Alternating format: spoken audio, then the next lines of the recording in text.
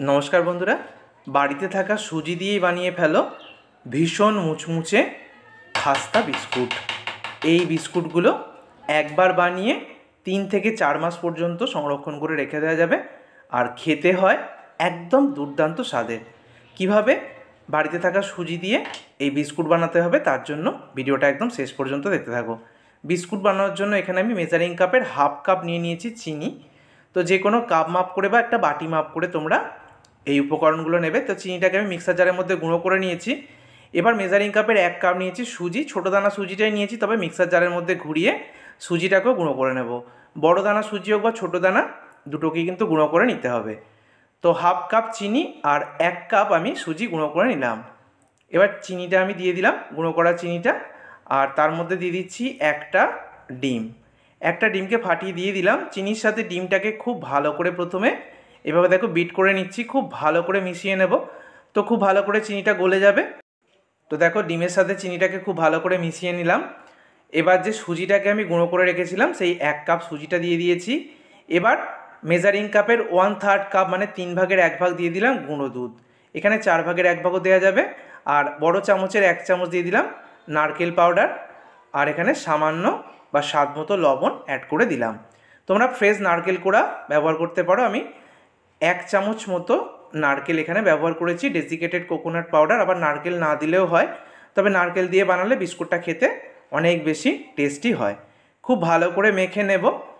তো আলাদা করে কোনো রকম জল বা দুধ দেওয়ার প্রয়োজন নেই, এমনি মাখা হয়ে যাবে। মাখাটাকে মেখে নিয়ে 5 মিনিট মতো আমি রেস্টে রেখে দেব। তো ঠিক 5 মিনিট পর আমি ফিরে এলাম।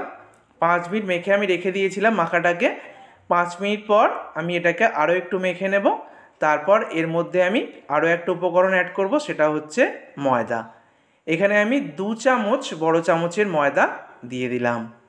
ময়দা দিয়ে আরও 1 থেকে 2 মিনিট এটাকে মেখে নেব, তাহলে কিন্তু মাখাটা রেডি হয়ে যাবে।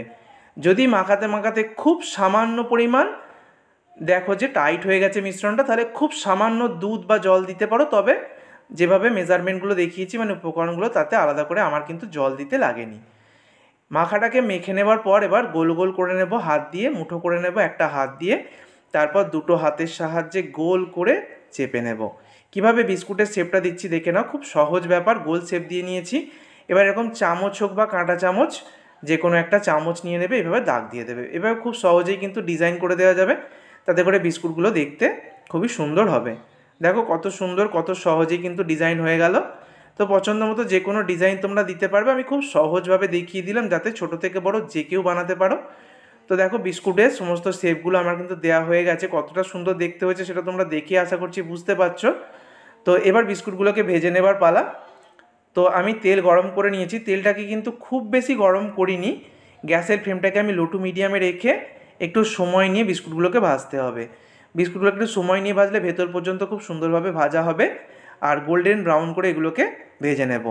যারা তেলে ভাজা বিস্কুট পছন্দ করো না, তারা কিন্তু এই বিস্কুটগুলোকে বেক করতে পারো। কড়াইয়ের মধ্যে কোনো একটা জালি বসিয়ে তার উপর কোনো একটা থালার মধ্যে বিস্কুটগুলো নিয়ে নেবে। থালার মধ্যে একটু তেল লাগিয়ে নিতে পারো, অথবা কোনো বাটার পেপার দিতে পারো। তাতে কিন্তু সময়টা একটু বেশি লাগবে, তবে তেলে ভেজে নিলে সময়টা অনেকটা কম সময় হয়ে যাবে, আর খুব তাড়াতাড়ি কিন্তু একদম মুচমুচে খাস্তা বিস্কুট তৈরি হয়ে যাবে। আচ্ছা দেখো এখানে কিন্তু বিস্কুটগুলোকে একদম গোল্ডেন ব্রাউন করে ভেজে আমি তুলে নিচ্ছি। একটু বেশি করে ভেজে নিয়েছি যাতে ওগুলোকে অনেক দিন পর্যন্ত স্টোর করে রাখতে পারি।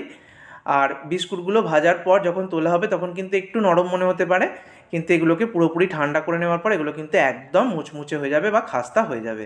প্রথম ব্যাচের বিস্কুটগুলো দেখিয়ে দিচ্ছি, দেখো ভাজা হয়ে গেছে আর কত সুন্দর দেখতে হয়েছে দেখো। আর আশা করছি আওয়াজ শুনে তোমরা বুঝতে পারছো যে বিস্কুটগুলো কতটা পরিমাণ খাস্তা হয়েছে। আবারও বলছি, ভেজে তোলার পর কিন্তু একটু নরম মনে হতে পারে, কিন্তু ঠান্ডা হয়ে গেলে এই বিস্কুটগুলো একদমই খাস্তা মুচমুচে হয়ে যাবে। তৈরি হয়ে গেল বাড়িতে থাকা সুজি দিয়ে দুর্দান্ত স্বাদের বিস্কুট। একবার হলেও ট্রাই করো, আর একবার ট্রাই করলে কিন্তু কথা দিচ্ছি অন্য বিস্কুট ভুলে যাবে। ভিডিওটাকে বন্ধুদের মধ্যে অনেক অনেক শেয়ার করো। ধন্যবাদ।